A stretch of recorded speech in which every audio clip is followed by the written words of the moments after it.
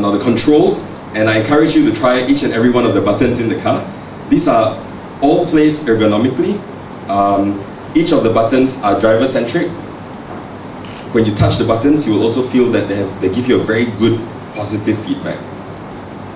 And the aircon controls, this is, I would say, close to craftsmanship.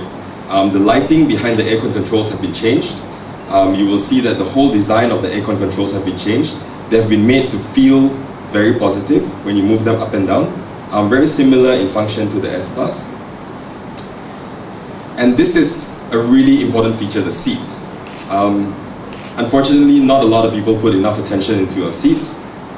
With the current practice of manufacturing, what you get for seats is, when you see all these pleats over here, they're basically a piece of leather, foam backing, and underlayer. Yeah, it could be fabric or something else. Yeah. So what they do is they take this underlayer, put the foam on, put the leather on, and they stitch lines on it.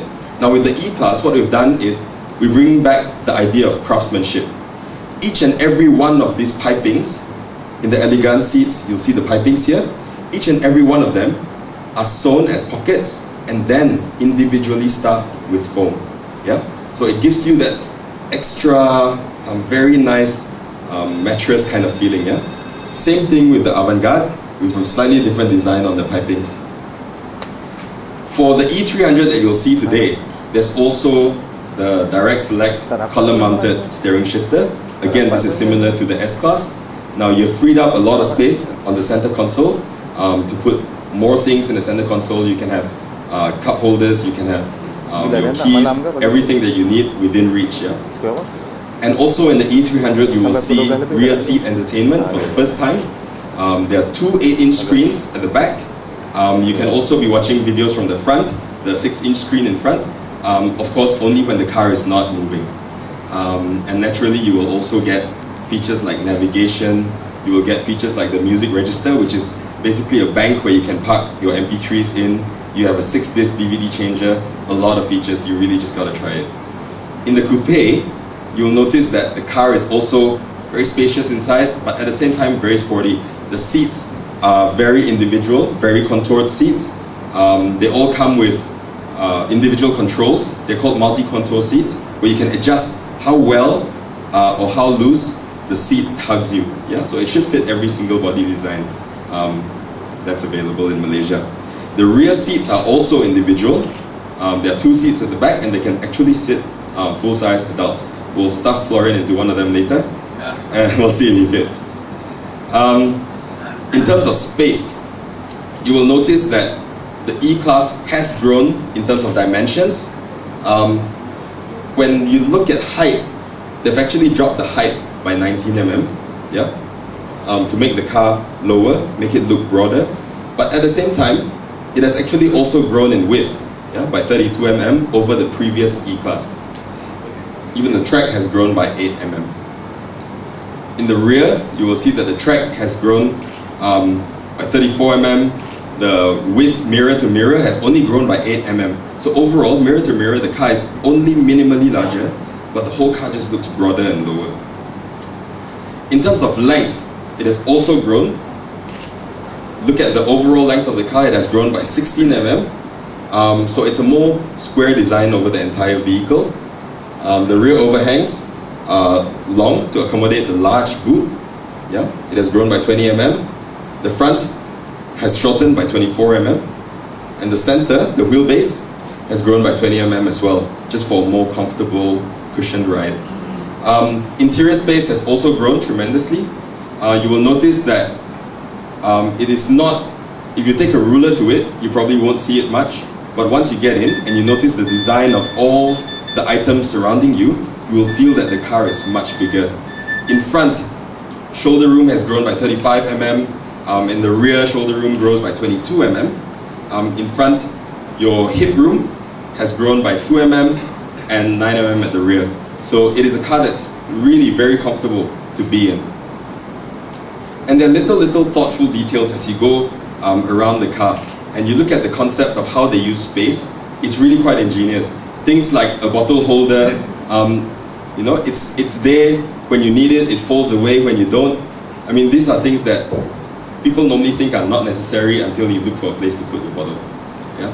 You have 540 liters of boot space. Ideally, you can probably fit about 4 half golf bags, or you can fit 2 or 3 full-size golf bags. Oh, so sorry. Thank you, Maxis. Okay, and in the boot, you'll also see an easy pack boot box. Now you should try this out. What you gotta do is open up the boot, look for this chrome handle, pull it out, stick your hand in, and you just push this whole box down. Yeah, this is good for carrying groceries, and it's removable as well. You don't have to have it constantly in the car. Yeah, so this is one of the finer features. Not everybody wants a car just for business. Some people actually want it to do practical stuff as well. Now, safety, as I was talking about earlier, winning the Euro Car Body Award is not an easy feat. You got to think about things like aerodynamics. You got to think about things like crash safety. You got to think about things like having a nice design. So, what we have done in order to enhance the safety of the new E-Class is have reliability built into it. Number one, yeah? These cars have been tested for millions of miles, over 10 million miles of testing, over all kinds of terrain. We've had testing in the harshest desert conditions. We have had testings in really cold climates, like the South Pole or North Pole.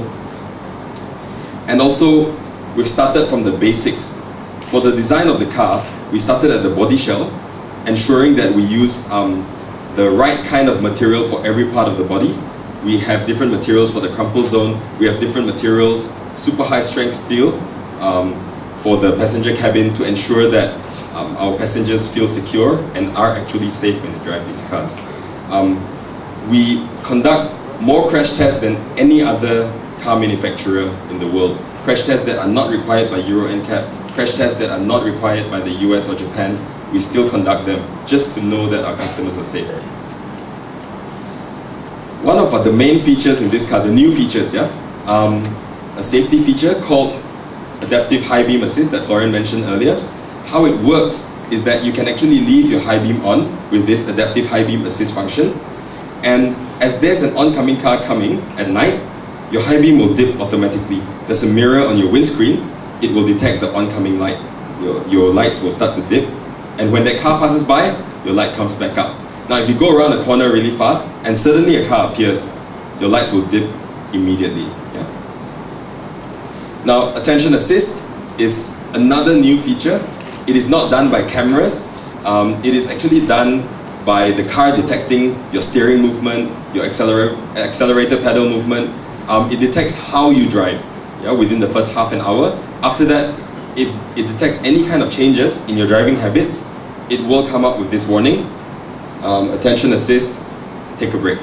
Yeah? Pause, take a break. It tells you to relax, change driver, or get a cup of coffee because it's getting dangerous to drive on. You're dozing off. Now, pre-safe, yeah, the woman looks quite surprised.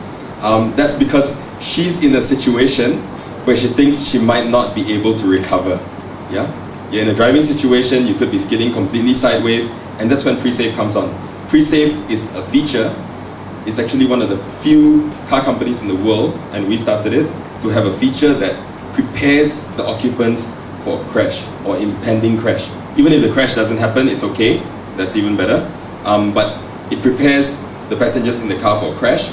When you plug in the seatbelt, and actually I would say when you get into the car, try plugging in the seatbelt, you will feel that the pre-safe seatbelt is tightening it up to make sure that you are in a safe driving position. And in case of an emergency, what it does is the seatbelt actually pulls up, it tightens up, holds you in, even before the seatbelt pre-tensioner comes on. Yeah? And you will see as a passenger, your seat will be moved upwards, your windows and your sunroof will be closed, leaving a small gap, just to ensure that limbs don't come out, items don't fly in. Yeah? So these are all the things that the car thinks ahead for the people in it.